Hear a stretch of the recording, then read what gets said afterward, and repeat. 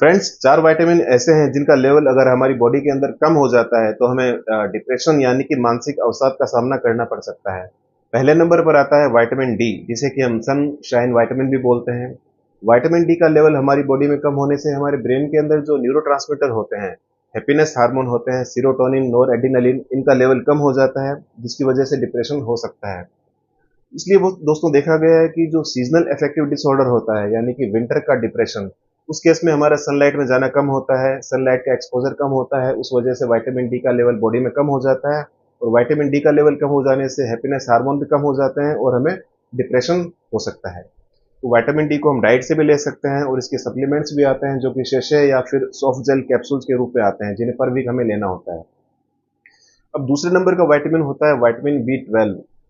Vitamin B 12 जो है हमारे कॉग्निटिव फंक्शन के लिए रिस्पॉन्सिबल होता है। साथ में विटामिन बी 12 जो है इसका लेवल कम हो जाने पर हमारे ब्रेन के अंदर वही न्यूरोट्रांसमीटर जो हैप्पीनेस हार्मोन है वो कम हो जाते हैं और हमें डिप्रेशन का सामना करना पड़ जाता है।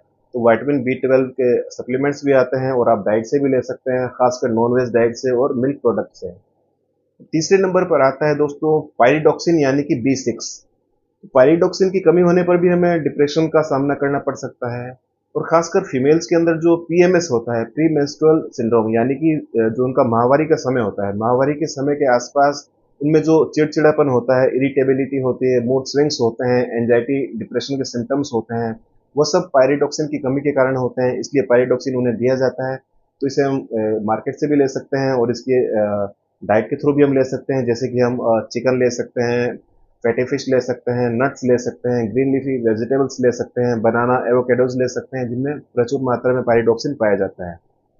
अब दोस्तों पायरिडॉक्सिन के बाद चौथा नंबर पर आता है फोलिक एसिड। फोलिक एसिड की कमी होने पर भी हमें डिप्रेशन के लक्षणों का सामना करना पड़ सकता है। तो फोलिक एसिड की जो एक्टिव फॉर्म होती है उसे बोलते हैं मेथिलफोलेट, जो कि हमें मार्केट से आराम से अवेलेबल हो जाती है। तो दोस्तों आप अगर आपका डिप्रेशन का ट्रीटमेंट चल रहा है और प्रॉपर एंटी डिप्रेशन लेने के बाद भी आपका डिप्रेशन ठीक नहीं हो रहा है, तो एक बार आप इन वाइटामिन की जांच जरूर करवा लें, क्योंकि हो सकता है इनके अंदर कहीं कोई कमी हो।